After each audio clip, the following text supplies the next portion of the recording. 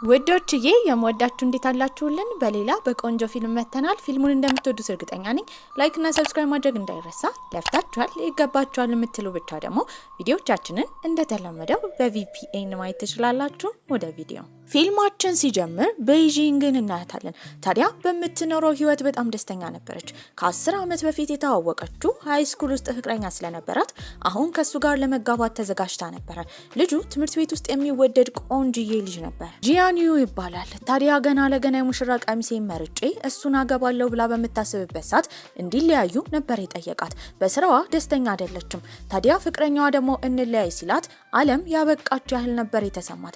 እሱም እንደ ምክንያት ያቀረበው ከሃይ ስኩል ጊዜ ጀምሮ ስትከታተለው ስታስቸግረው ስለነበረ አሁን እሷን እንደሚወዳት እንደማይወዳት ስላላወቀ ለትዳር እንደማይቸኩል ነበረ። በጣም ስለከፋትም ሄደችው ጸጥ ወዳለ ቦታ ነበረ። እዛም ሆና ስቅስቅ ብላ እያለቀሰች ጂያንዩን ባታገኘው ባታፈቅረው ምኞቷ እንደሆነ እየተናገረች ነበረ። ያኔ አንድ አዛውንት አጠገቧ ይመጣሉ። በዚህም መተው የሰጧት አሳ ማጥመጃ ገመድ ነበረ። ታዲያ ምን እንድታደርገው ሲጠይቋት ከፈለገች ህይወቷን ማስተካከልና መንገዷን መምራት እንደምትችል ነበር ያሳወቋት። ይሄ ንግግር ዝም ብሎ ነበር ይመስላል። በዚህም ቤት ትሄዳለች። ቤትም ከሄደች በኋላ ሃይ ስኩል የነበራትን ጊዜ እንድታስታውስ የሚያደርጋትን የተለያዩ የተጠራቀሙ እቃዎችን እየተመለከተች ነበረ። በዚህም ከዛ መሀል ያገኘችው ሃይ ስኩል የነበራትን ስልክ ነው። ታዲያ ከ10 ዓመት በፊት ድጋሚ ወደ ድሮ ትምህርት ቤታቸው ተመልሰው እንደሚገናኙ ቤጂንግና የአሁን ፍቅረኛዋ ጂያንዩ ቃል ተገባብተው ነበረ። ታዲያ አሁን ሙሉ ለሙሉ መለየታቸውን ለማረጋገጥ ለሱ መልእክት ነበር የላከችለት። ያለችውም ዩኒፎርሙን ለብሳ የድሮ ትምህርት ቤታቸው ጋር እንደምትጠብቀው በዚህም እንዲመጣ ነበር የጠየቀችው። ይሄ ቃል የተገባቡት ነገር ስለሆነ በእርግጠኝነት እንደሚመጣ አስባለች። በቀጣይ ቀንም የድሮ ዩኒፎርማን ከለበሰች በኋላ የሃይ ስኩል ስልኳን ይዛ የሄደችው ወደ ድሮ ትምህርት ቤቷ ነበረ። ቁጭ ብላ ረጅም ሰዓት የጠበቀችው ጂያንዩን ነው። ነገር ግን እሱ አልመጣም። ዋንጄን የተባለ ልጅ ይመጣና ዝናብ እየዘነበ ስለሆነ ጥላ ነበር የሰጣት። ልጁን ፍዝዝ ብላ እያየችው እያለ የመጣው ጂያንዩ ነበረ። ጂያንዩም የተናገራት በጣም እየተከታተለችው ስለሆነ ስልችት እንዳለው ነበረ። ይሄ ንግግር በጣም ነበር የጎዳት። ቀጥ ብላም ወደ ቤት ነበር የሄደችው። የድሮ ስልኳን አሁንም እየጎረጎረች ነበረ። እናቷም ምን እንደተፈጠረ እየጠየቀቻት ነው። ለማስረዳት ስለከበዳት ገብታ አልጋ ውስጥ ነበር የተኛችው። ያኔ ጓደኛዋ የሙሽራ ቀሚሱን እንደመረጠች ትጠይቃታለች። እሷም ከጂያንዩ ጋር እንደተለያየች ነበር ለጓደኛዋ የነገረቻት። የሃይ ስኩል ፎቶ ሲላክላትም በዛ መሀል የተመለከተችው ቅድም ጥላ አምጥቶ የሰጣት ዋንጄን የተባለው ልጅ ነው። ከዚህ ቀደም ትኩረት ሰጥተው አታውቅም ነበር ሃይ ስኩል በምትማርበት ጊዜ። በቅርቡም ሃይ ስኩል ያሉ ተማሪዎች ድጋሚ እንደሚገናኙ ጓደኛዋ ነግራት ነበረ። ታዲያ ካልጋዋ በተነሳችበት ጊዜ የተመለከተችው ቲቪ ላይ የተለያዩ ኮከቦችን ነበረ። እነዚህ ኮከቦች ደግሞ ሰዎች ከአንድ ሰዓት ወደ ሌላ ሰዓት እንዲዘዋወሩ በአፈ ታሪክ መልክ እንደሚረዳቸው እየተነገረ ነበረ። በርም ይንኳኳል። የመጣውም ጂያንዩ ነበረ። እሱ ቤት ያላትን እቃ ነበር የመለሰላት። ታዲያ እሷም ቅድም ትምህርት ቤት እንደተገናኙ አሁን ደግሞ ምን ሆኖ እንደሆነ ጠይቋለች።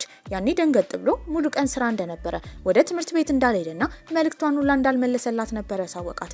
በዚህም ግራ ትጋባ ጀመረ። ታዲያ እሱም ከድሮ ጀምሮ ስትከታተለው ስለነበረ ለሷ ፍቅር ይኖረው አይኖረው አሁን እንዳረጋገጠና እንደማይወዳት ነበር የነገራት። በዚህም በምታስታውስበት ጊዜ የድሮ ስልኳን ይዛ እየነካካች በነበረበት ሰዓት ዋንጄን የተባለው ልጅ እንደመጣ ነበር የተረዳችው። ምናልባት ወደ ሃይ ስኩሉ በዛ ስልክ አማካኝነት እንደተመለሰች ነበረ። ድጋሚ ይህንን ለመሞከር ታስባለች። ስልኩንም አንስታ በምትሞካክርበት ጊዜ ልክ እንዳሰበችው ወደ ድሮ መመለስ ችላ ነበረ። የድሮ ትምህርት ቤቷ ሃይ ስኩል ያሳለፈችውን ጊዜ እንዳሁን ታስታውሰው ነበረ። እንደ አጋጣሚ ሆኖ የዩኒቨርሲቲ መግቢያ ፈተና የሚፈተኑበት ቀን ነበረ። በዚህም እዛ ላለመሄድ ብትፈልግም ቤተሰቦቿ አስገድደው ነበር የወሰዷት። እዛም ሆና በነበረበት ጊዜ የፈተናውን አንድ መልስ እንኳን አታውቅም። እስከ ምሽት ድረስ ተኝታ ነበረ። በዚህም በስልኳ አማካኝነት የተመለሰችው ወደ አሁኑ ህይወቷ ነበረ።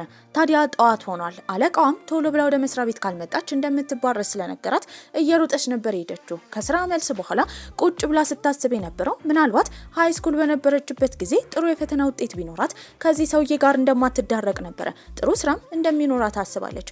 በዚህም ያኔ የሚኖረውን ፈተና ሰርች ካደረገች በኋላ ቁጭ ብላ መልሱን ትጽፍና ትሸመድድ ጀመረ። ቁጭ ብለው በሚያወሩበትም ጊዜ አባቷ ሲያወራ የነበረው ድሮ ላይ ሃይ ስኩል ትምህርት ቤት ውስጥ ዋንጄን የሚባል ልጅ እንደነበረ ካስታወሰችው እሱ ልጅ አሁን እንደሞተና በህይወት እንደሌለ እየነገራት ነበረ። እሷ ግን ትኩረት አልሰጠችውም። ስታተኩር የነበረው ማንበቡ ላይ ብቻ ነበር። ወደ ድሮም ትመለሳለች። በዚህም ራሷ ላይ እያተኮረች ነበር። ጓደኛዋ ቲንቲንግም ወደ እሷ ከመጣች በኋላ ስትጠይቃት የነበረው የምትወደው ጂያንዩን አሁን የፍቅር ጥያቄ እንዳቀረበችለት ነበር። ጂያንዩ ወደፊት ህይወቷ ላይ አለጋባሽም እንደሚላት ያወቀችው ቤጂንግ ከዚህ በኋላ ከሱ ጋር ምንም አይነት ነገር እንደማትፈልግና እንደማትወደው ተናግራ ነበር። ቲንቲንግ ግን ግራ ትጋባለች። ከደቂቃዎች በፊት ስለሱ እያወራች እንደነበረ ምን እንደተቀየረ ነበር የጠየቀቻት። ቲንቲንግ የማታውቀው አሁን አጠገቧ ያለችው ጓደኛዋ ከወደፊት ተመልሳ የመጣች እንደሆነ ነበር። ተማሪዎችም ፈተና ከመፈተናቸው በፊት አንድ ላይ ፎቶ ሊነሱ ነበር። ያኔ እሷ በድምጽ ማጉያ ጮክ ብላ የተናገረችው ፈተናው በጣም ሸዋጅ ጥያቄ እንደሆነ ትኩረት አድርገው እንዲሰሩ ነበር። ማንም ተማሪ ትኩረት አልሰጣትም። በዚህም ከገባች በኋላ እያንዳንዱን መልስ ስለሸመደደች አንደኛ የጨረሰችው እሷ ነበረች። ወደ አሁንም ትመለሳለች። ታዲያ በእርግጠኝነት ያኔ ጥሩ ውጤት አምጥታ የድሮዋን ስለቀየረች አሁንም ህይወቷ ይቀየራል ብላ ብታስብም እናቷ ነበረች ስትቀሰቅሳት የነበረው። ስልኳንም በምታይበት ጊዜ አለቃዋ ቶሎ እንድትመጣ ካልሆነ ከስራ እንደምትባረር ነበር ይነገራት። ምንም እንዳልተቀየረ በመረዳትም ተከፍታ ወደ ስራ ትመለሳለች። ቁጭ ብላም በምታስብበት ጊዜ ዌንጄን የተባለው ተማሪ የት እንደደረሰ ሰርች ታደርጋለች። ያስታወሰችው አባቷ ሞቷል ያላትን ነበረ። በዚህም ነገሮች ይገጣጠሙላታል። እሷ ወደ ኋላ መለስበት ምክንያት ዌንጄንን ከሞት ለማዳን እንደሆነ ነበር የተረዳችው። በዚህም ቶሎ ብላ ወደ ሃይስኩል ለመመለስ ስልኳን ታነሳለች። እንደፈለገችውም ተመልሳ ነበር። ወደ ትምህርት ቤት ከመሄዷ በፊት ግን እናቷ ዕቃ እንድትገዛ አዛት ነበር። ውጪ በነበረችበትም ጊዜ ዋንጄን የተባለው ልጅ እየሮጠ መጥቶ እየጎተተ አብሮ ይዟት ይሄዳል። በዚህም ምን እያደረገ እንደሆነ ስትጠይቀው ወንበዴ ቡድኖች እየተከተሉት እንደሆነ ነበር የነገራት። አውቆ እሷን ለማውራት ምክንያት እየፈጠረ እንደሆነ ነበር ያሰበችው። ትምህርት ቤትም በሄዱበት ጊዜ ጓደኛዋ ቲንቲን ከመጣች በኋላ የጠየቀቻት ስለ ጂያንዩ ነበር። በዚህም ቆጣ ብላ ቤጂንግ ከዚህ በኋላ ጂያንዩ የሚባል ልጅ እሷ አጠገብ ስሙን እንዳታነሳና ልታየው እንኳን እንደማትፈልግ ትናገራለች። አመሻሽ ላይም ተማሪዎች ወደ ፓርክ ሄደው የሚዝናኑበት ሰዓት ነበረ። ያኔ ቤጂንግ የተመለከተችው ጂያንዩ ነው። የወደፊት ህይወቷን ምስቅልቅል እንዳደረገው በማሰብም አንስታ አሻንጉሊት ስትወረውርበት ውሃ ውስጥ ነበር የወደቀው። ያኔ ይቆማል። በንዴትም ሲናገር የነበረው የፍቅር ጥያቄዋን ስላልተቀበለ እየተበቀለችው እንደሆነ ነበረ። በንግግሩ በጣም ከፍቷታል። ያኔ ግን አብሯት የነበረው ዋንጄን ነበር።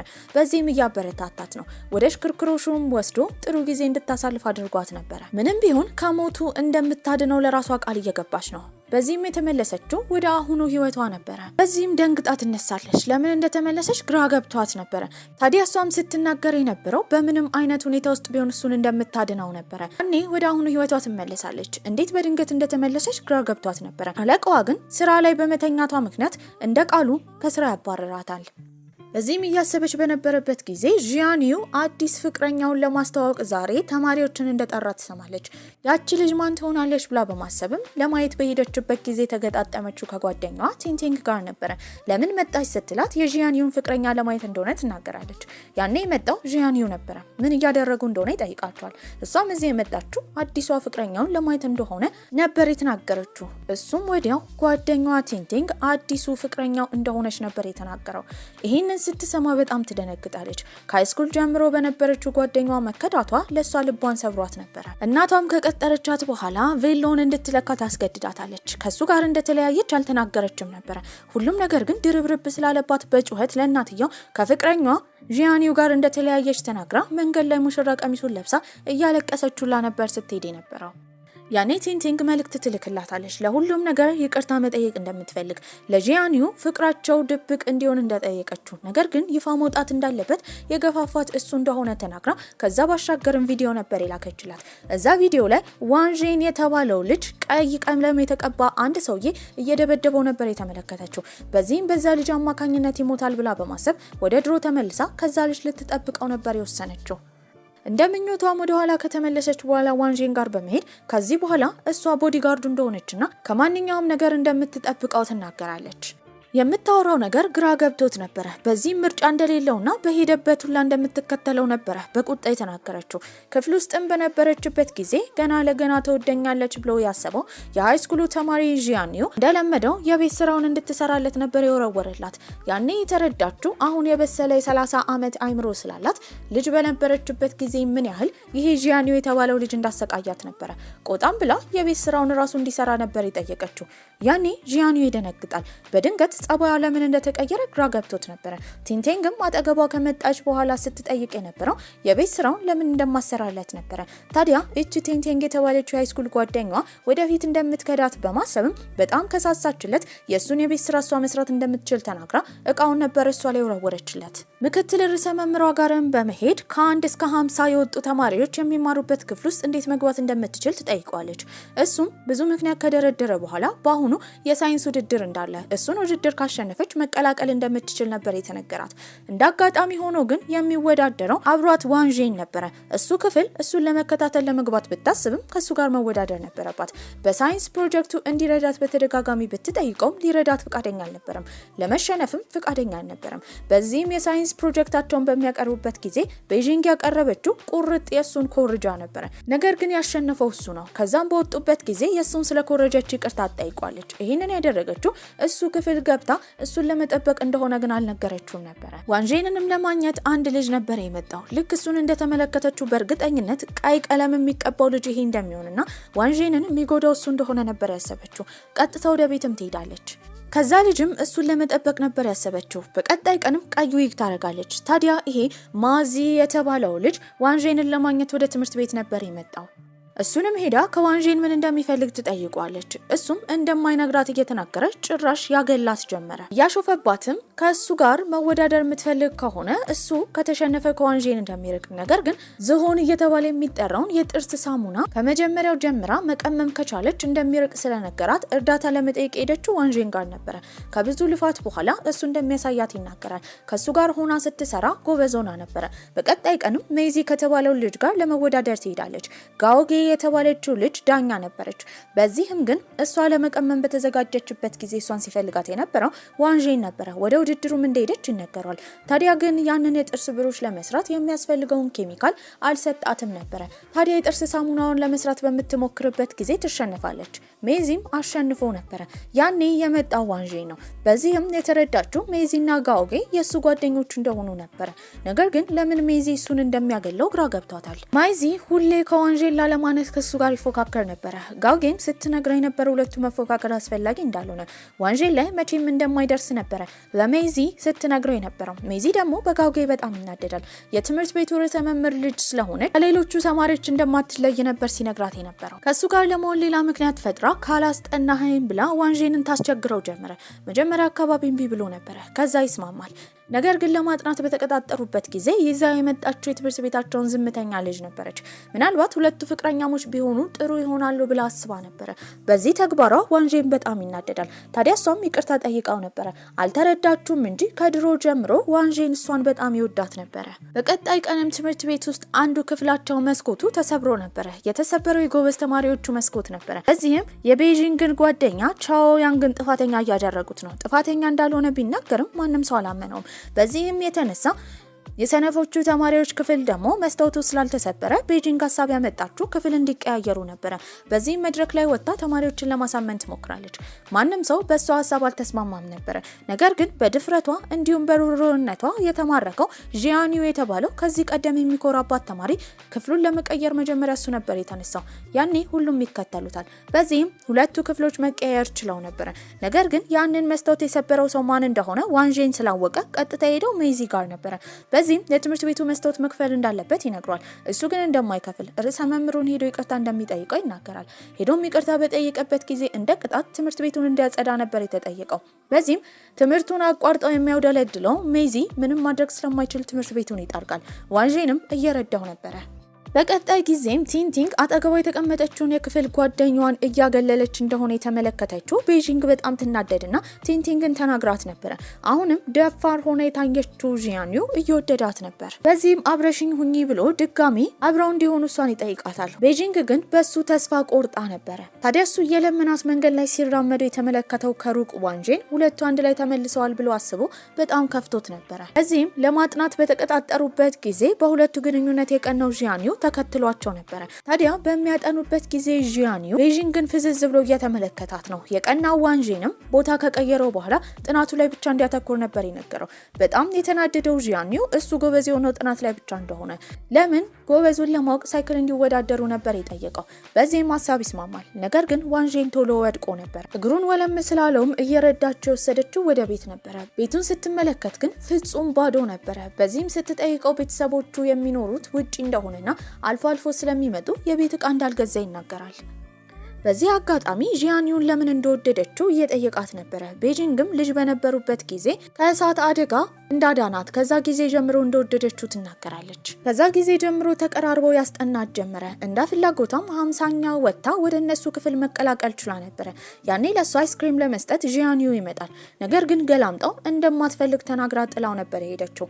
ኩራተኛው ጂያኒዩ አሁን ኩራቱ ነበር የተነካው። ወደ እነሱ ክፍልም ከተቀላቀለች በኋላ የቱ ጋር ልቀመጥ ብላ ባሰበችበት ጊዜ ክፍት ቦታ ያለው ኋላ ነበረ።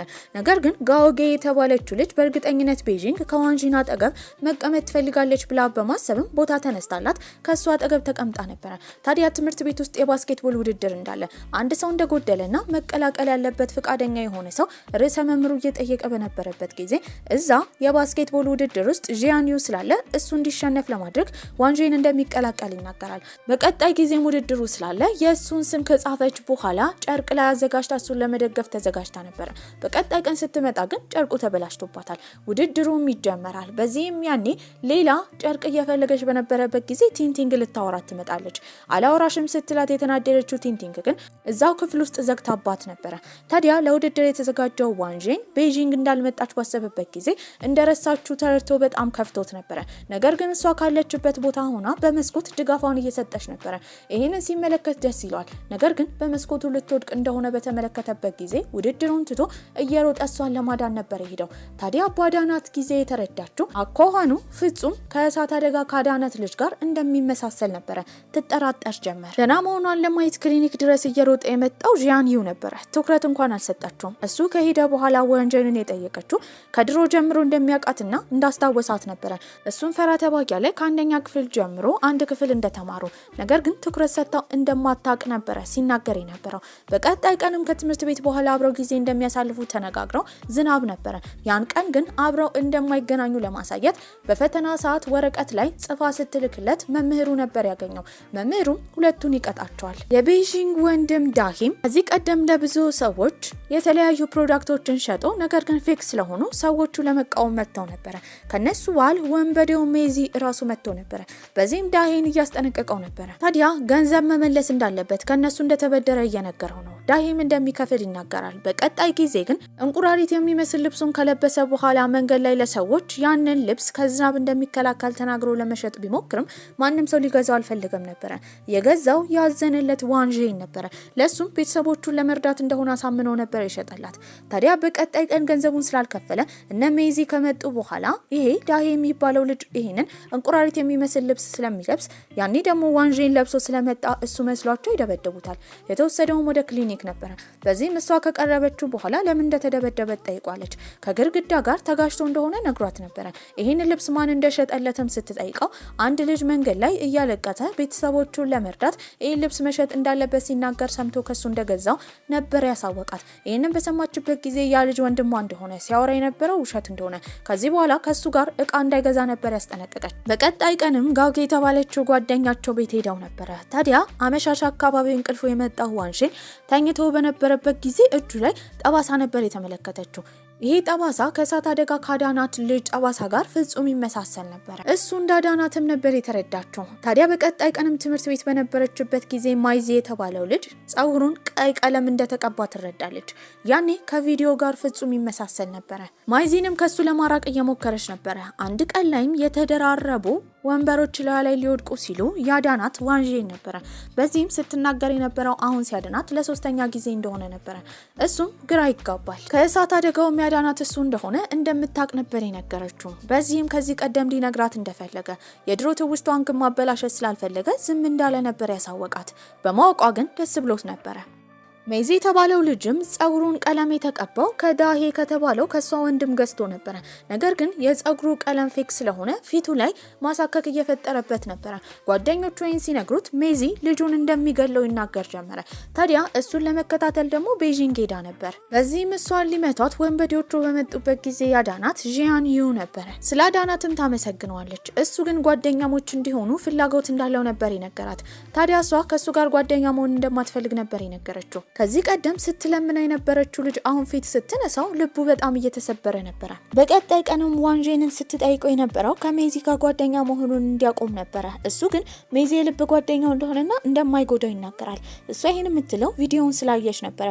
ታዲያ ሜዚም ወንድሟ ጋር ከሄደ በኋላ ገንዘቡን እንዲከፍል ካልሆነ መጥቶ እንደሚገለው እያስጠነቀቀው ሰምታ ነበር። ያኔ ዳሄ እሱን እያስጠነቀቀው ነበር። ሲነግረው የነበረው የእንቁራሪት ልብስ ለብሷል ብሎ በማሰብ ሌላ ተማሪ ሲደበድብ እንደተመለከተው ለፖሊስ አሳልፎ እንደሚሰጠው ነበር ሲናገር የነበረው። ተደብቃ የምትሰማው ቤጂንግም ዋንጄንን የደበደበው ሜዚ እንደሆነ በማረጋገጥም በእርግጠኝነት ከሱ ልታርቀው እንደሚገባ አስባ ነበር። በቀጣይ ቀን ሜዚ ሄደው ጓደኛው ዋንጄን ጋር ነበር። ፊልም ለማየት ተዘጋጅቷል። ሰሞኑን ግን ከቀልቡ እንዳልሆነ ምን እንደተፈጠረ ሲጠይቀውም የሚወዳት አንዲት ልጅ እንዳለችና ለሷ ፍቅሩን መናገር እንደከበደው ዋንጄን ይናገራል። ያኔ ሀሳብ ያመጣው ሜዚ አንድ ላይ ካምፒንግ እንዲወጡ ያኔ ጥሩ አጋጣሚ በሚኖርበት ሰዓት እንዲናገር ነበር። በቀጣይ ቀን ከሷ ጋር እየተዝናና በነበረበት ጊዜ ስለ ካምፒንጉ ለመናገር ግን ዋንጄን አልደፈረም ነበር። እሷም ስታስጠነቅቀው የነበረው ከሜዚ መራቅ እንዳለበት ካልሆነ ግን ነገሮችን እሷ ጣልቃ ገብታ እንደምትቆጣጠረው ነበር። በመቀጠልም የሄደችው ሜዚ ጋር ነበር። ለምን ዋንጄንን እንደሚያገለው ጠይቋለች። እሱም ሲናገር የነበረው በጣም እንደሚወደውና ለቀልድ እያገለለው እንደሆነ በማንኛውም ምክንያት እሱን እንደማይጎዳው ነበር። እሷ እዛ በነበረችበት ጊዜ ሜዝን ለመደባደብ ሌሎች ወንበዴዎች መጥተው ነበር። ይህንን አጋጣሚ በመጠቀም ቶሎ ብላ ፖሊስ ትጠራለች። እነሱም ይታሰራሉ። ይህንን ያደረገችው እሱን ከዋንጄን ለማራቅ ነበረ። በቀጣይ ጊዜም አብረው ጊዜ እያሳለፉ አባቱ ነበረ ለዋንጄን መልእክት የላከለት። ወደ ቻይና ስለተመለሰ ወደ ቤት እንዲመጣ ነበር የጠየቀው። በድንገት ነበር ያን ቀን ጥሏት ሄደው። በቀጣይ ቀንም ምክንያቱን ለማወቅ በጠዋት ወደ ቤቱ ትሄዳለች። ያኔ አባትየው ወደ ውስጥ ያስገባታል። አብረው ምግብ በሚመገቡበትም ጊዜ አባትየውን ስትጠይቀው የነበረው እናትየው ለምን እንዳልመጣች ነበረ። ታዲያ እናትየው እዛ ስራ እንዳላት ከዛ ባሻገርም ከድሮ ጀምሮ ዋንጄንን እንደ ሴት ልጇ ስትንከባከበው እንደነበረ ጸጉሩን ሁላ እንደምታስይዝለት ስለ ልጅነቱ አባትየው ሲናገር ዋንጄን እያፈረ ነበረ። በዚህም እሱ ሲናገር የነበረው እናቱ ስለሱ ስለማታስብ ዛሬ ልደቱ የሆነ እያወቀች እንኳን እንዳልመጣች ነበረ። ልደቱን የተለየ ለማድረግ ለሱ ስጦታ ለመግዛት ያሄደችው ከጓደኛዋ ቻው ያንግ ጋር ነበረ። የቁልፍ መያዣ እየገዛች በነበረበት ጊዜ አባትየውን ከሌላ ሴት ጋር ነበር የተመለከተችው። በእርግጠኝነት የዋንጄን አባት እየማገጠ እንደሆነ ነበር ያሰበችው። ታዲያ እውነቱን ለመናገር በማሰብ ቀጥታ ወደ እነሱ በምትሄድበት ጊዜ ያቺኑ ሴት ከአባትየው ጋር አንድ ላይ ዋንጄን ቁጭ ብሎ ትመለከታለች። በዚህም አባትየውን የማገጠ ሳይሆን ሚስትየው ልጇን ሰርፕራይዝ ለማድረግ ተደብቃ እንደመጣች ትረዳለች። ታዲያ እናትየው ለሱ ስጦታ ስትሰጠው እንደ ቤተሰብ ጊዜ ሲያሳልፉ ለረጅም ሰዓት ግራ የተጋባችው ያፈረችው ቤጂንግ ዝም ብላ ቁጭ ብላ ነበር። ቤጂንግም የተረዳችው ዋንጄን የልጅነት ጓደኛዋ እንደሆነ ነበር። እናትየው ደግሞ ከመጣች በኋላ እዚህ የእንስሳት ሐኪም እንደማይሆን አሜሪካ ሄዶ የሰው ሐኪም መሆን እንዳለበት እያስገደደችው ነበር። ከርዕሰ መምህሩም በቀጣይ ቀን እሱ ወደ ውጭ ሀገር ሄዶ ዶክትሬት ሊማር እንደሆነ በሰማችበት ጊዜ በጣም አዝና ነበር። ታዲያ ሁለቱ አንድ ዩኒቨርሲቲ መግባት እንዳለባቸው የእንስሳት ሐኪም ለመሆን ቃል እንደገቡ ለምን ሀሳቡን እንደቀየረ ነበር ስትጠይቀው የነበረው። እሱም ይሄ ሀሳብ የእናቱ እንደሆነ ይናገራል። በእናትየው ሀሳብ አልተስማማም ነበረ። ነገር ግን በዚህ ጭንቀት አማካኝነት እስከዛሬ አንደኛ ሲወጣ የነበረው ዋንጄን በአሁኑ ሁለተኛ ነበር የወጣው። ጭራሽ ይደብረው ጀመረ። እናቱንም ለማናገር ትሄዳለች። ታዲያ እናትየውም ስትናገር የነበረው ልጇን እንደ ሴት አድርጋ እንዳሳደገችው፣ ታዲያ ከድሮ ጀምሮ የሷን ፍላጎት ሲያሟላ እንደነበረ፣ አሁን ግን በቂ የሆነ ሰው መሆን ስላለበት ዶክተር እንዲሁም ፍላጎቷ እንደሆነ ትናገራለች። የሱንም የልጅነት ፎቶ የሰጠቻት ለቤጂንግ ነበረ። ቤጂንግም ወደ ቤት ሄዳ እየሮጠች በምታይበት ጊዜ ድሮ ከህፃንነቷ ጀምሮ አብራ ሲሆን የነበረ ጓደኛዋ ከዛ ባሻገርም ከልጅነታቸው ጊዜ ጀምሮ የእንስሳት ሐኪም ለመሆን ቃል የተገባቡት ጓደኛዋ እሱ እንደሆነ ተርታ ነበረ። በቀጣይ ቀንም ትምህርት ቤት እሱን ለማውራት ባሰበችበት ጊዜ ትምህርት ቤት አልመጣም፣ ወደ ውጪ ሄዷል ብላ በማሰብ ሳይሰናበታት ስለሄደ ከፍቷት እየሮጠች ወደ ቤቱ ትሄዳለች። እሱም በሩን ከፍቶ ለምን እንደምትጮህና እንዳመመው ይነግራታል። ያን ቀን ተንከባክበው ነበረ። ትምህርት ቤትም ተመልሳ ከጓደኛዋ ቻው ያንግ ጋር በምታወራበት ጊዜ እሱ በትምህርት መቀጠል እንደማይፈልግ መቀጠል የሚፈልገው ታዋቂ አርቲስት ለመሆን እንደሆነ እየነገራት ነበረ። በዚህ ንግግሩም ድሮ ማትሪክ በሚፈተኑበት ጊዜ አንድ ቁጥር የነበረው ተማሪ እንደቀረ አስታውሳ ነበረ። በእርግጠኝነት ቻኦ ያንግ ይሆናል ብላ አስባለች። ከዋንጂን ጋርም ለመዝናናት በተገናኙበት ጊዜ ያሳየችው ፎቶ የድሮ ፎቶአቸው ነበረ። ከልጅነታቸው ጊዜ ጀምሮ የእንስሳት ሐኪም ለመሆን እንዳሰቡ። ታዲያ እሷ ይሄንን ህልም ከሱ ጋር ሆና ማሳካት እንደምትፈልግ ትነግሯለች። እሱም ይሄን በሰማበት ጊዜ በጣም ደስ ብሎት ከእናቱ ጋር እንደሚቃረንና እዚሁ እንደሚቀር አስቦ ያን ቀን በጣም ቆንጆ ጊዜ ነበር ያሳለፉት። ወደ ቤትም በተመለሰችበት ጊዜ በር ላይ ሲጠብቃት የነበረው በፍቅሯ የተንገላታው ጂያንዩ ነበረ። በዚህም አብረው እንዲሆኑ ይጠይቃታል። እሷ ግን ከሱ ጋር ከምትሆን ፍቅረኛ ሳይኖራት ዘላለም ብትኖር ምኞቷ እንደሆነ ትናገራለች። እሱም ሲያወራ የነበረው እሱን ለማናገር እንኳን ሴቶች እንደሚወዳደሩ ለምን እሷ እንዲህ እንደሆነች ነበረ። በዚህም እንዳይለፋና እንደማትፈልገው ትናገራለች።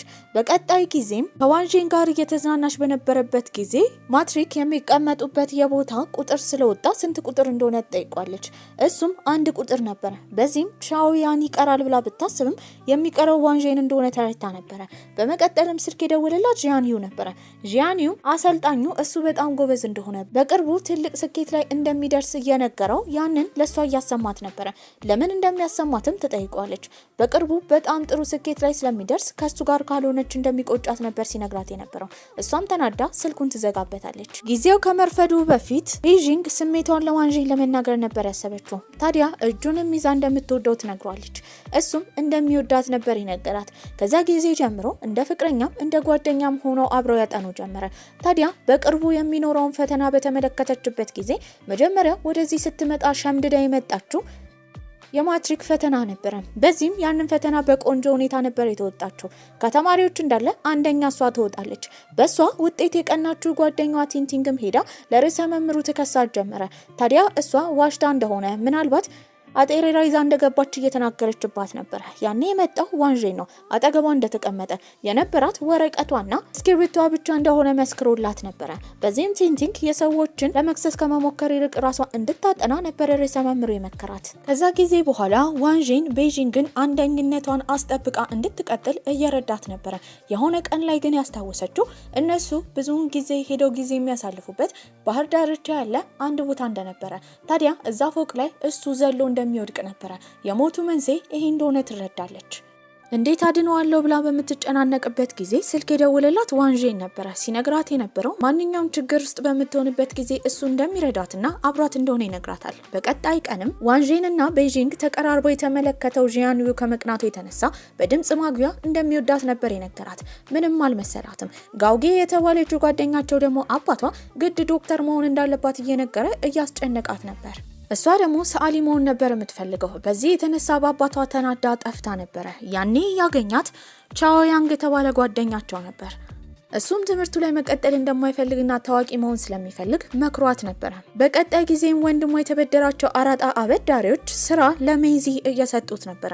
በቅርቡ ሊሞት እንደሚችል ያሰበችው ቤጂንግ ደግሞ ስለ ዋንጂን በጣም ተጨንቃ ነበረ። ታዲያ ያን ቀንን እንዲያልፍ አብራው እንደምትሆን ትነግሯለች። ከሱ ጋርም ጥሩ ጊዜ አሳልፋ ነበረ። በቀጣይ ቀንም እሱ የሚሞትበት ቀን ስላለፈ ደስተኛ ሆና ነበር። ወንድምየውንም ገንዘብ ለመቀበል ወንበዴዎቹ አግተውት ነበረ። ተማሪዎች ለመዝናናት በወጡበት ጊዜ ጂያንዩ ቤጂንግ ጋር ነበር የሄደው። መቼ ከሱ ፍቅር እንዲይዛት እንደወሰነች ነበር የጠየቃት። በዚህም መቼም ከሱ ፍቅር እንደማይዛት ትናገራለች። እሱ ለሷ ፍቅሩን ለመግለጽ ወንዝ ውስጥ እንኳን እንደሚገባ ነበር የነገራት። ወንዝ ውስጥም ዘሎ ይገባል። አማራጭ የሌላት ቤጂንግ አድናው ነበረ። በዚህም የተነሳ ግን እሷ የምትወደው ዋንጂንን እንደሆነና እሱን እንደማታፈቅረው ተናግራ ጥላው ትሄዳለች። ለመጀመሪያ ጊዜ ለሱ ምንም ስሜት እንደሌላት እየገባው ነበረ። ወንበዴዎቹም ዳሄን እያገኙት ስላልሆነ እህቱን ለማገት አስበው ነበረ። ያኔ ግን ሜይዚ በጣም ስለሚያስብላት ለሷ ሸፍኖላት ሀገር ውስጥ እንደሌለችውላ ተናግሮላት ነበር። ለመማር ወደ ሌላ ሀገር እንደሄደችና ወደዚህ ስትመጣ እሱ መጀመሪያ እንደሚነግረው ለአለቃው አሳውቋል። ይህንን ሀሳብ የመጣው ዋንጂን ነበረ። ሀሳባቸውም ተሳክቶላቸው ነበር። ዋንጂንና ቤጂንግም እያጠኑ ነበረ። አብረው የእንስሳት ሐኪም እንደሚሆኑና መቼም እንደማይተዋት እየተናገረ ነበረ።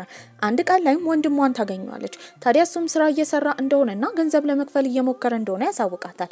የሆነ ቀን ላይ ደግሞ የቀጠራት ጂያንዩ ነበር። ነበር።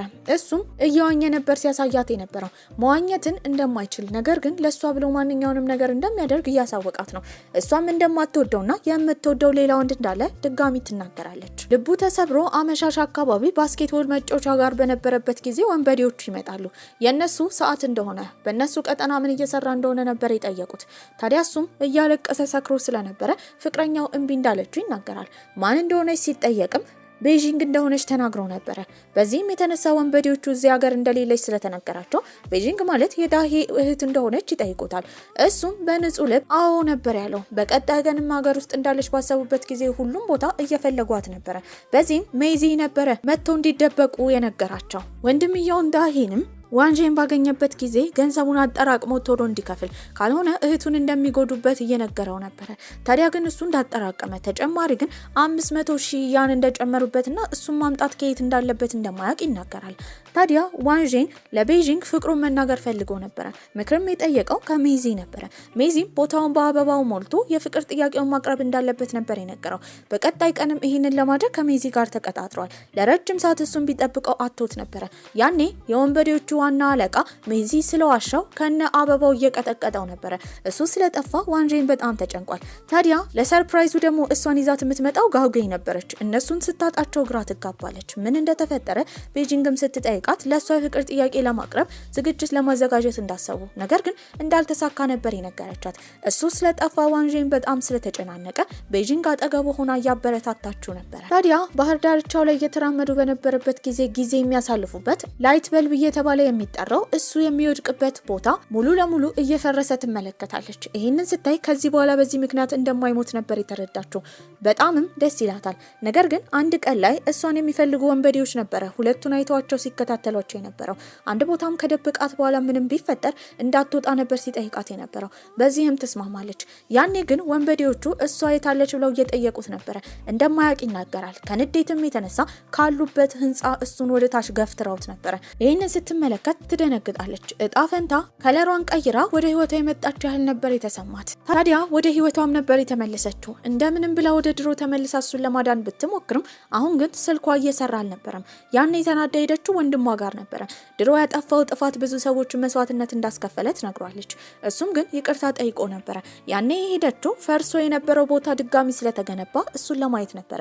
ሴትዮዋ ግን ወደ ውስጥ ልታስገባት ፈቃደኛ አልነበረች። በመቀጠልም እሱን ለማግኘት ሄደችው ብዙ ጊዜ የሚያጠናበት ሃይስኩል በነበሩበት ጊዜ ወደ ላይብረሪ ነበረ። የላይብረሪው ባለቤት እሱን እንደሚያውቀው አድራሻውም እንዳለው ምናልባት ካገኘችው ወደዛ አድራሻ እንድትሄድ ነበር የነገራት። ወደ ቦታው በምትሄድበት ጊዜ ቤተሰቦቹ ቤቱን ሸጠው ለረጅም ጊዜ እንደሌሉ ትሰማለች። በዚህም ልቧ ይሰበራል። ታዲያ እሱን ድረገጽ ላይ በምፈልገው ጊዜ ዋንጄን የሚባል ስም ስታገኝ ወዲያው ልጁን መልእክት ልካለት ነበረ። ለመገናኘትም በተቀጣጠሩበት ጊዜ የመጣው ህፃን ልጅ ነበረ። ህፃኑም ልጅ ከዚህ በኋላ ለስልኩ መልእክት እንዳትልክ ነበር ያሳወቃት። እሱን ለማግኘት ተስፋ እንደሌላት ከተረዳች በኋላ ጠንክራ ለመስራት ታስባለች። ያባረራት አለቃዋ ጋርም ሄዳ አዲስ ስራ ትጠይቋለች። በዚህም ከዚህ በኋላ እቃ በማድረስ እንደምትሰራ ነበር የነገራት። ቦታው የእንስሳት መጠበቂያ ቦታ ስለሆነ ደስ ብሏት ነበረ። ነገር ግን እሷ መጠበቅ የነበረባት ነጭ ፓሮት ጠፍቶ ነበረ። አለቃዋን በጣም ይናደዳል። ታዲያ የሆነ ልጅ ግን ያንን ፓሮት ይዞ ሲሄድ አይታ ነበረ። ልትደርስበት አልቻለችም። አለቃዋ እንዳትጨነቅና በካሜራ ልጁ ፊቱ እንደተያዘ ነበር የነገራት። ስትመለከተውም የዋንጄን ጓደኛ ሜይዚ ነበረ። በዚህም አሁን ያለችበት ዓመተ ምህረት ላይ 2022 እሱን ማየቷ በጣም አስደስቷት ነበረ።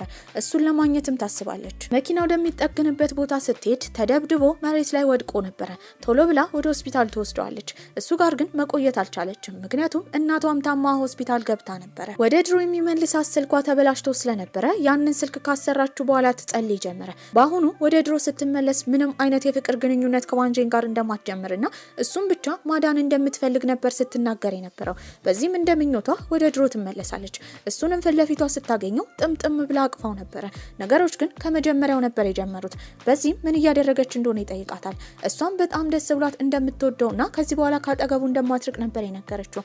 ከዚህ ቀደም የማታወራው ቤጂንግ ስላወራችው ዋንጄን ግራ ተጋብቶ ነበረ። ብዙም ሳትቆይ ግን ወደ 2022 ነበር የተመለሰችው። ያኔ ሜይዚ እንዲገናኙ ነበር ቴክስት የላከላት። እሱንም ለማግኘት ትሄዳለች። በዚህም ጊዜ ግን እሱ ከወንበዴዎቹ ለማምለጥ ለመለወጥ እየሞከረ ነበር። ፖሊሶችም መጥተው ሰዎቹን በቁጥጥር ስር ነበር ያዋሉለት። በቀጣይ ጊዜም ድጋሚ ለመገናኘት ይቀጣጠራሉ። ቁጭ ባሉበት ጊዜ ሜዚ ሲነግራት የነበረው ዋንጄን ለረጅም ጊዜ ሲወዳት እንደነበረ፣ እሷ ግን ለጂያንዩ ባላት የፍቅር ስሜት የተነሳ አንዴም እንኳን ዞር ብላ አይታው እንደማታውቅ፣ አብሶ ደብዳቤ ሰጥቷት ያንን ደብዳቤ እንኳን እስካሁን እንዳላነበበችው ነበር የጠየቃት። አሁን ያሉበት 2022 ነው። በዚህም ወደ ቤት እየሮጠች ሄዳ ደብዳቤውን ትፈልገው ጀመረ። በምታነበውም ጊዜ ሁለቱ ከልጅነታቸው ጊዜ ጀምሮ ጓደኛሞች እንደሆኑ፣ ታዲያ አብረው የእንስሳት ሐኪም እንዲሆኑ ቃል ከተገባቡ ጊዜ ጀምሮ እንደወደዳት፣ በዚህም እናቱ ወደ ውጭ ሀገር ከወሰደችው በኋላ ተመልሶ ሲመጣ ኤሌመንተሪ ላይ የእሷን ትኩረት ለማግኘት ሲሞክር እንደነበረ፣ እሷ ግን አንዴም እንኳን ዞር ብላ እንዳላየችው፣ እሳት አደጋ በተፈጠረበት ጊዜ እንዳዳናት፣ ነገር ግን ራሷን ስታ እንደነበረ፣ ያኔ እሷን ሊረዳት አጠገቧ የመጣው ጂያንዩ ስለነበረ ያዳናት እሱ መስሏት ጂያንዩን ስትል አንድ ቀን እንኳን ዋንጄንን ተመልክታው እንደማታውቅ፣ እዚህም የተነሳ ልቡ እንደተጎዳ የሚያሳይ ደብዳቤ ነበረ። ከዛ ባሻገርም የእሱን ማስታወሻ ሜዚ ሰጥቷት ስለነበረ ቁጭ ብላ እየተመለከተች ለሱ ቦታ ባለመስጠቷ ልቧ ተሰብሮ እያለቀሰች ነበረ። ታዲያ የድሮውን ማስተካከል ስለከበዳት አሁን ህይወቷ ውጥንቅጡ እንደወጣ ተረድታ ነበረ። በዚህም ስልኩን ይዛ ለመጨረሻ ጊዜ እድል ትጠይቃለች። ወደ ድሮም መመለስ ችላ ነበረ። በተመለሰችበት ጊዜ ግን አሁንም ዋንጄንን አልተዋወቀችውም ነበረ። ቀጥታ እሱ የሙዚቃ ትምህርት ስለሚማር እሱ ጋር ከሄደች በኋላ ስሟን ታስተዋውቃለች። በዚህም የተነሳ አብራው እንደምትሆን ነበር የነገረችው። ከኤሌመንተሪ ጀምሮ እሷን ለማግኘት ሲሞክር ስላላናገረችው፣ አሁን ግን ስላናገረችው ለመጀመሪያ ጊዜ ዋንጄን በጣም ደስ ብሎት ነበረ። ታዲያ በተቀራረቡ ቁጥር ፍቅሯ እያገረሸባት ነው። ነገር ግን ቃል የገባችው ወደዚህ የመጣችበት ምክንያት እሱን ለማዳን ብቻ እንደሆነ ነበረ። አሁን አላማን እያሳታት እንደሆነ በተረዳችበት ጊዜ ከሱ ለመሸሽ እየሞከረች ነበረ። እሱም ግራ ይጋባል። የሆነ ቀን ላይም የሙዚቃ ክፍል በምትቀርበት ጊዜ ስልክ ይደውልላታል። እሷም ሙዚቃ መማር እንደሰለቻትና ከዚህ በኋላ እንደማትመጣ ትናገራለች። ወንድሟም ገና ብድር አልተበደረም ነበረ። በሱ ምክንያት ብዙ ችግር ስለሚፈጠር እንደምንም ብላ ከአራጣ አበዳሪዎች እንዳይበደር ምክንያት ብትደረድርም ያንን ማድረግ አልቻለችም ነበረ። ያኔ ሜዚን ትተዋወቀዋለች። በዚህም ሜዚን ተጠቅማ ዋንጄንን ለመጠበቅ ነበር ያሰበችው። ወንበዴዎቹም ሊደበድቧት በመጡበት ጊዜ የተደበደበላትና የሸፈነላት ዋንጄን ነበረ። በዚህ አጋጣሚ ወደ ሆስፒታል ይገባል። እሷ ግን ከሱ ጋር መቀራረብ ስለሌለባት እሱን ለማዳን ብላ ከዚህ በኋላ አጠገቧ እንዳይደርስና እንደማትወደው ነበር የነገረችው። ወንድሟ ብድሩን እንዲከፍልም ከዚህ በኋላ ትምህርቷን አቋርጣ እሱ ጋር ለመስራት ነበር ያሰበች። ያኔ ዋንጄን በጣም ከፍቶት ሄዶ የተቀመጠው ጂያንዩ አጠገብ ነበረ። ምን ሆኖ እንደሆነ ሲጠይቀውም ዋንጄን በጣም የሚወዳት ልጅ ፍቅሩን እንዳልተቀበለችው ይናገራል። ሀሳብ የሚያመጣው ጂያንዩ ዴት እንዲወጡ፣ ዴት መሆኑን ግን ለሷ መናገር እንደሌለበት ነበር ያሳወቀው። በዚህም አብረው ጊዜ እንዲያሳልፉ ቤጂንግን ይዞ ይወጣል። ነገር ግን አሁንም እሷ እየተናገረችው አብሯት መሆን እንዲያቆምና እንዳይከታተላት ነበር። ይሄን የምታደርገው የሱን ነፍስ ለማዳን ነው። ታዲያ ቤትም ሆና ያጋጠማትን ነገር ከሱ መራቅ ምን ያህል እየከበዳት እንደሆነ ትጽፍ ነበረ። ትምህርቷንም ለማቋረጥ ወስና ነበረ። በመቀጠልም ሄደችው ሜዚ ጋር ነበረ። ከሜዚ ጋር ተቀራርባ ስታወራ የተመለከተው ዋንጄንም ከመቅናቱ የተነሳ እንዴት እንደምታውቀው ይጠይቃታል። እሷም የተናገረችው ከሜዚ ጋር የፍቅር ግንኙነት ልትጀምር እንደሆነ ነው። ይህንን ያደረገችው የዋንጄንን ልብ ለመስበር ነበረ። ሜዚም ግራ ተጋብቷል። ለሱ ግን ዋንጄንን በጣም ስለምትወደው ለሱ አስባ እንደሆነና እንዲያስመስልላት ነበር የጠየቀችው። በዚህም ሜዚ ይስማማል። ታዲያ ቤጂንግም ትምህርቷን አቋርጣ ለሳምንት ያክል ወንድሟ ጋር እየሰራች ነበረ። የአራጣ አበዳሪዎቹ ግን አሁንም ገንዘብ ለመቀበል ይመጣሉ። በዚህም የወንድሟን እቃዎች እንዳለ ከሸጠች በኋላ ገንዘቡን ለሰዎቹ መመለስ ችላ ነበረ። እሱም በህይወት ለማቆየት ልቡን መስመር እንዳለባት ያሰበችው ቤጂንግ ዋንጄን ጋር ከሄደች በኋላ እንደማትወደው፣ ከዚህ በኋላ ሊገናኙ እንኳን እንደማትፈልግና ፊቱን ማየት እንደማትፈልግ ተናግራ ጥላው ትሄዳለች። እሱም ልቡ ተሰብሮ ያለቅሳል። ነገር ግን እናቱ ስልክ ደውላለት ወደ ውጭ መጥቶ እንዲማር ነበር የጠየቀችው። እሷም ከጓደኞቹ ወደ ውጭ ሀገር ለመማር ሊሄድ እንደሆነ በሰማችበት ጊዜ እየሮጠች ወደ ሪፖርት ትሄዳለች። በር ላይም ሆና ድምጿን አሰምታው ነበረ። እሱም እንደሚወዳት ይናገራል። መልሳ እንደምትወደው ከመናገሯ በፊት ግን የተመለሰችው ወደ 2022 ነበረ። ታዲያ ከዚህ በኋላ ወደ ድሮ መመለስ አስፈላጊ እንዳልሆነ በሚኖርበት ሀገር ደስተኛ እንዲሆን በማሰብ ህይወቷን ትቀጥላለች። አንድ ቀን ላይ ጓደኛዋ የስዕል ኤግዚቢሽን ስላዘጋጀች የጋውጌ የስዕል ኤግዚቢሽን ላይ ነበር ሄደችው። እዛ የተመለከተችው ቲንቲንግንና ጂያንዩን ነበረ። እንደሚዋደዱ በማሰብ ለእነሱ ደስተኛ ሆናላቸው ነበረ። ጋውጌና ቻውያንግን ፍቅረኛሞች ሊሆኑ ነው። በቀጣይ ቀንም የድሮ ትምህርት ቤቷ የተዘጋጀ ፕሮግራም ስላለ ወደዛ ታድማ ነበረ። ስራ ለማግኘትም ወደ አንድ የእንስሳት ሐኪም ድርጅት ቲቪ አስገብታ ስለነበር ስለነበረ ስራውን ተቀብለዋታል። በዚህም አሁን ህይወቷ እየተስተካከለ እንደሆነ ነበር የተረዳችው። መንገድ ላይም በጣም አዝና እየተራመደች በነበረበት ጊዜ ስለሱ እያሰበች ነው። ነገር ግን ቴክስት ነበር የተላከላት። የማታውቀው ቴክስት ነበረ። ወደ ፓርኩ እንድትመጣ የሚያሳይ ሜሴጅ ነበረ። ወደዛም በሄደችበት ጊዜ በረዶ እየዘነበ ነው። ያኔ ግን የሆነ ሰው መጥቶ ነበረ ጥላ የሰጣት። ያንን ጥላ ያመጣላት ዋንጄን ነበረ። በመጨረሻ ፍቅሯን ማግኘት ችላለች። በዚህ ቆንጆ አስተላለቅ ፊልማችን እዚህ ላይ አብቅቷል። ደህና ቆዩልኝ።